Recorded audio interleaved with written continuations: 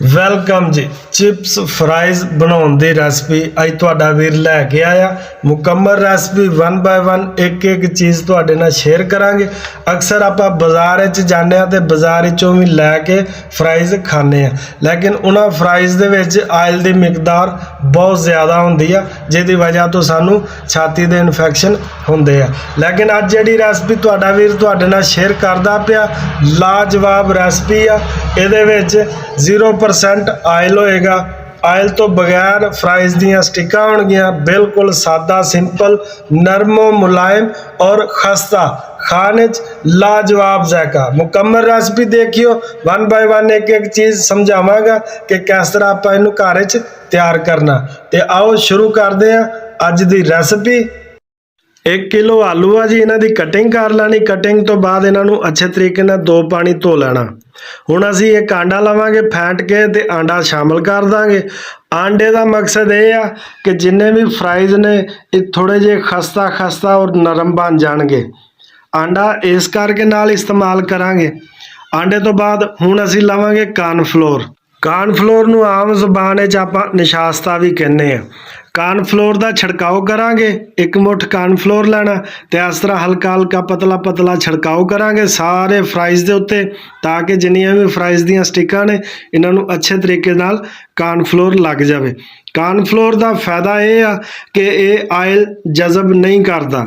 जिस तरह आप बेसन का इस्तेमाल करांगे या मैदे का इस्तेमाल करांगे, बेसन भी आयल जज़ब करेगा, मैदा भी आयल जज़ब करेगा। कानफ्लोर आयल जज़ब नहीं करेगा, एक कतरा भी स्टिक के अंदर आयल नहीं रखेगा। 2 तो 3 मरतबा थोड़ा थोड़ा करके इस तरह कानफ्लोर लगा लेना अच्छे तरीके दे नाल। फाइनल साडियां स्टिकां तैयार ने। हुण असीं लवांगे घे इन्ना क लैना कि जिहदे विच अपनी फ्राइज की तलाई अच्छे तरीके नाल ईजी हो जाए। तो घे दे गर्म होने तक दा करांगे इंतज़ार। घे नू हमेशा फुल गर्म करके ही इहदे विच आपां फ्राइज शामिल करांगे। जिस टाइम आपां फ्राइज शामिल करने आ, शामिल करन तो बाद गर्म घे दे विच फौरन चमचा नहीं हिलाना।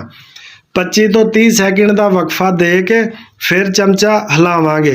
उहदे नाल आपां नूं फायदा ये होएगा कि अगर फौरन चमचा हिलावांगे तो स्टिकां टुट जाणियां।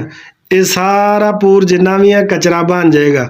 अगर 25-30 सैकेंड का वक्फा दे के इस तरह चमचा हिलावांगे, साडियां स्टिकां सालम और कलियां कलियां रहणगियां, आपस च जुड़नियां भी नहीं गियां। इस तरह दोबारा हिलावांगे। दोबारा हिलाउण तो बाद थोड़ी देर वेट करांगे, जदों लाइट ब्राउन कलर हो जाएगा सारे फ्राइज का, फिर असीं इन्हां नूं निकाल लवांगे। माशाअल्लाह जी, कलर साडा लाइट ब्राउन हो गया। हुण असीं ये फ्राइज जिहड़े आ ये निकाल लैने आ।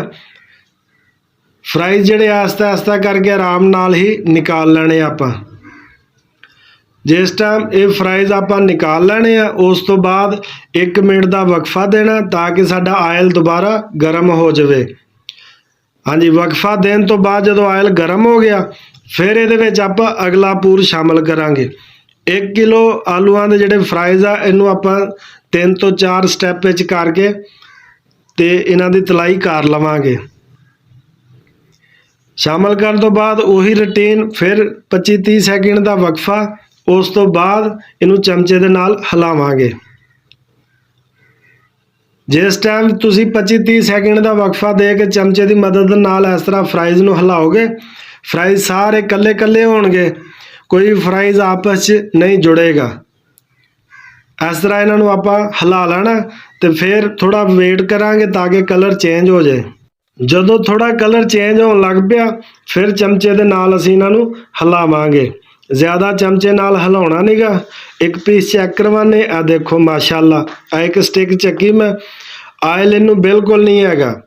इनू दबावांगा, आ देखो आयल नहीं महसूस हो रहा। हुण इहदी कोडिंग चेक करवाना तुहानूं। माशाअल्लाह माशाअल्लाह, कोडिंग देखो अलहमदुलिल्लाह, विचों आलू भी अपना मुकम्मल गलिया होया और खस्ता, बिल्कुल खस्ता, खाने च लाजवाब जायका।